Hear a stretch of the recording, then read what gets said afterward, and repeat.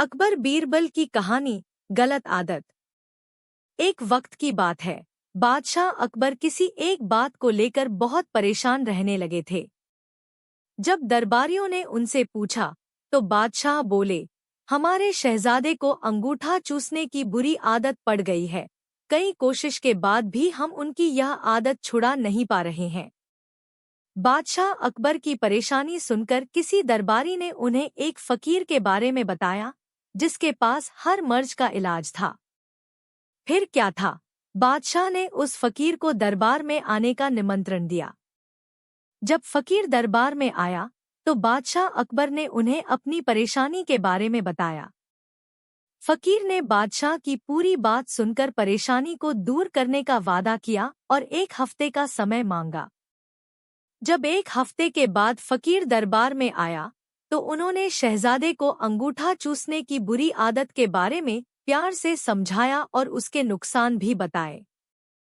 फकीर की बातों का शहजादे पर बहुत प्रभाव पड़ा और उसने अंगूठा न चूसने का वादा भी किया।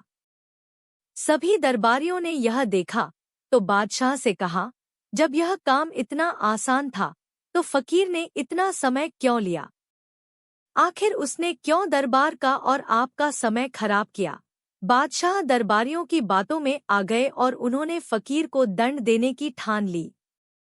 सभी दरबारी बादशाह का समर्थन कर रहे थे, लेकिन बीरबल चुपचाप था। बीरबल को चुपचाप देख अकबर ने पूछा, तुम क्यों शांत हो बीरबल? बीरबल ने कहा, जहांपनाह गुस्ताखी माफ हो, लेकिन फकीर को सजा देने के स्थान पर उन्हें सम्मानित करना चाहिए और हमें उनसे सीखना चाहिए।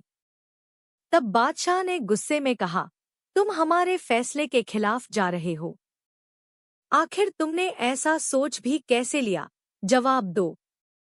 तब बीरबल ने कहा, महाराज, पिछली बार जब फकीर दरबार में आए थे तो उन्हें चूना खाने की बुरी आदत थी। आपकी बातों को सुनकर उन्हें अपनी गलती का एहसास हुआ। उन्होंने पहले अपनी इस गंदी आदत को छोड़ने का फैसला लिया, फिर शहजादे की गंदी आदत छुड़ाई।